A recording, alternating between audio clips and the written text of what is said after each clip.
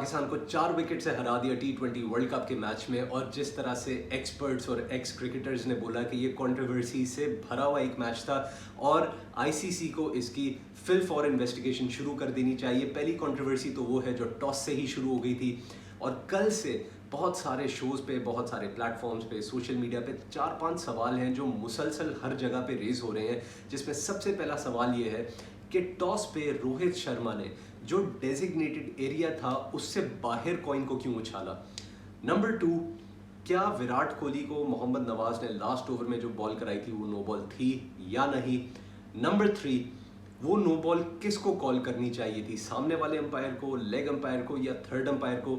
Number 4, Virat Kohli जब free hit पे bold हो गए थे तो क्या उस पे रन्स लेने चाहिए थे या वो डेड बॉल हो जाती है। नंबर 5, अगर किसी भी अंपायर की या मैच ऑफिशियल की गलती प्रूव होती है इन्वेस्टिगेशन में क्या होगा। मैच के एनालिसिस में बाद में आएंगे, लेकिन सबसे पहले ये जो 5 इंपॉर्टेंट सवाल हैं इनका जवाब। सबसे पहले सबसे इंपॉर्टेंट पॉइंट की बात कर लेते हैं जो है टॉस।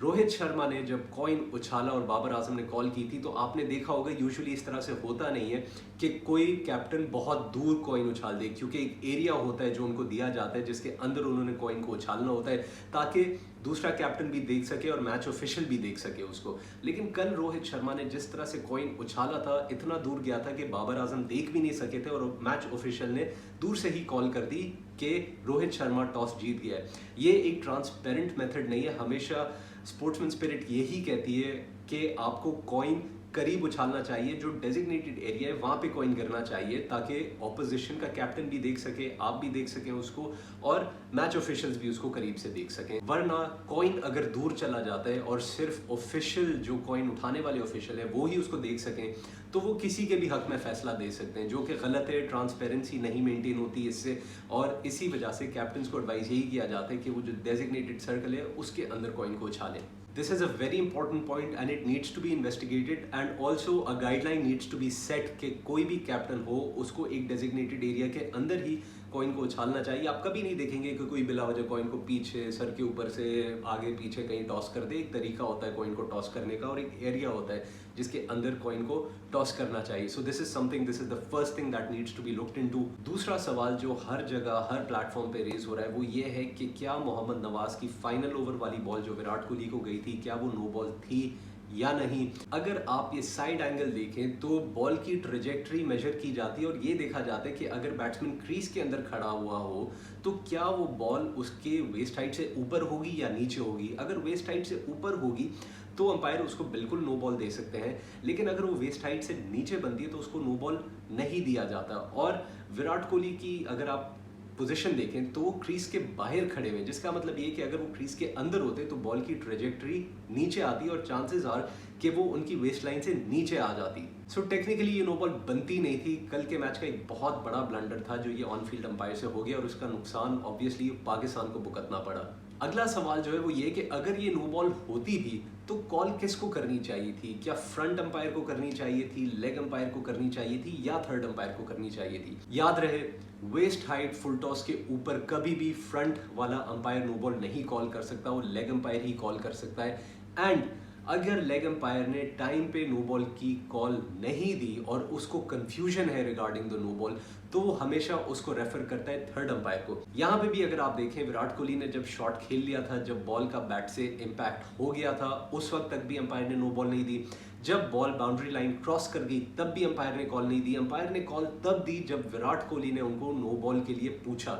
ये एक बैट्समैन का राइट होता है कि वो अंपायर से नो बॉल के लिए पूछे, लेकिन अगर अंपायर ने इस वक्त तक नो बॉल नहीं दी होती है तो उसको थर्ड अंपायर को रेफर करना पड़ता है ताकि एक ट्रांसपेरेंट तरीके से नो बॉल का सिग्नल थर्ड अंपायर की तरफ से आए, ना कि कंफ्यूजन में या किसी प्रेशर में ऑन फील्ड अंपायर को देनी पड़े। So this should have clearly been referred to the third umpire. फिर एक सवाल ये बनता है कि अगर नो बॉल कॉल हो गई है और विराट कोहली को फ्री हिट मिल गई थी तो क्या बोल्ड होने पे विराट कोहली उसके ऊपर रन्स ले सकते थे।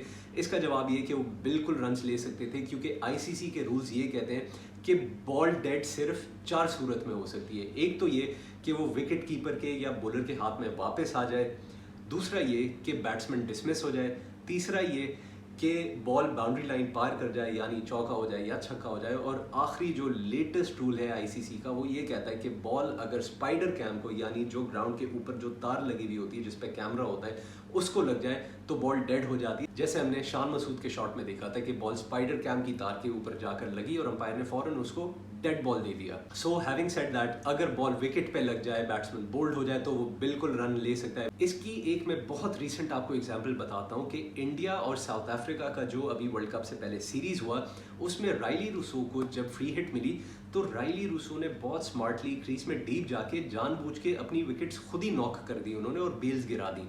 इससे उनको दो फायदे मिले। एक तो ये कि वो क्रीज में बिल्कुल डीप जा सकते हैं, दूसरा ये कि उस बॉल पे अगर कोई फील्डर उनको रन आउट करने की कोशिश करेगा तो जो स्टंप्स ऑलरेडी डिस्टर्ब हो चुके हैं उस पे अमूमन आम तरीके से रन आउट नहीं होता, बल्कि उस पे बॉल पकड़ के आपको एक स्टंप को उखेड़ना पड़ता है पिच में से, जो एक डिफिकल्ट तरीका होता है। तो आप फील्डिंग टीम को डिसएडवांटेज पे ले आते हैं जब आप स्टंप्स को शैटर कर देते हैं। राइली रूसो ने भी स्टंप्स शैटर किए थे और उनको 2 रन भी मिले थे उस डिलीवरी के ऊपर।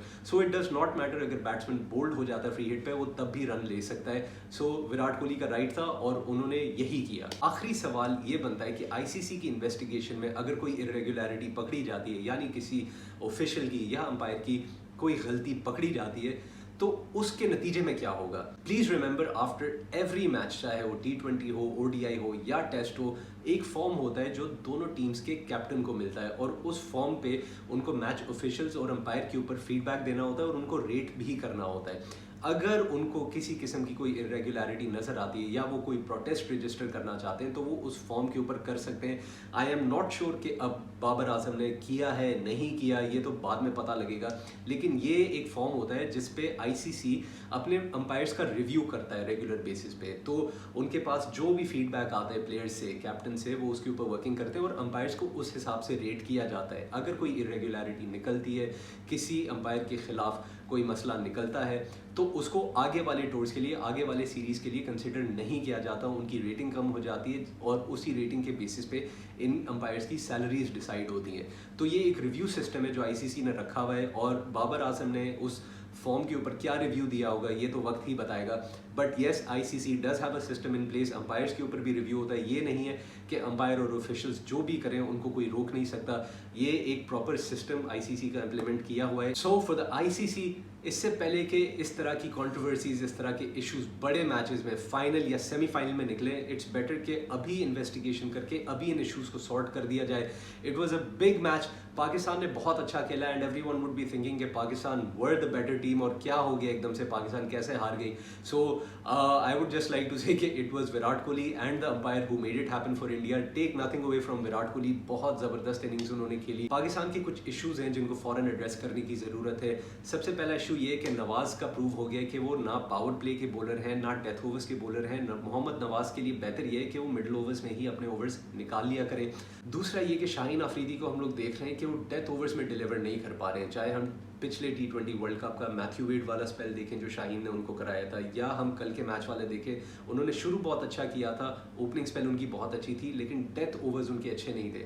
तो ये भी हो सकता है कि शाहीन को बजाय डेथ ओवर्स के मिडिल ओवर्स में यूटिलाइज कर लिया जाए। तीसरा इशू ये है कि हमें हैदर अली या आसिफ अली में से किसी एक को बेंच करना पड़ेगा और बेहतर ये होगा कि हम अपने पास एक बॉलिंग ऑप्शन ले आए, प्रेफरेबली मोहम्मद वसीम जो बॉलिंग भी कर लेते हैं और बैटिंग में भी आपको थोड़ी सी डेप्थ दे देते हैं, क्योंकि वो हिटर भी हैं, डोमेस्टिक में भी उन्होंने परफॉर्म किया हुआ है। तो आई बिलीव कि आसिफ अली, हैदर अली में से किसी एक को बायर करके हमें एक ऑलराउंडर को जो आपको बैटिंग में भी डेप्थ दे और आपको 4 ओवर्स कराने की भी ऑप्शन दे।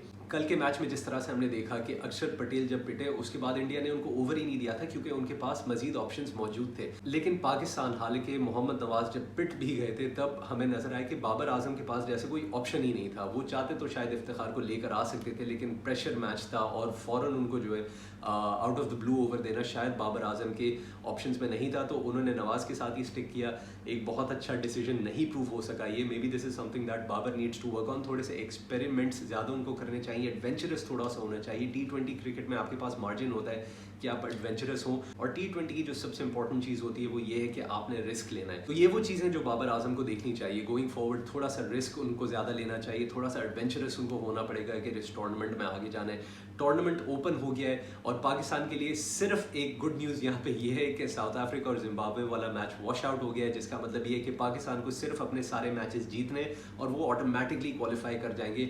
रन रेट के ऊपर कोई बात नहीं आएगी। So a lot to look forward to. Yes, Pakistanis would be disappointed after yesterday's defeat, लेकिन पाकिस्तान ने बुरा नहीं खेला। Overall a wonderful performance by Pakistan and lots to look forward to this world cup. So stay tuned and keep watching.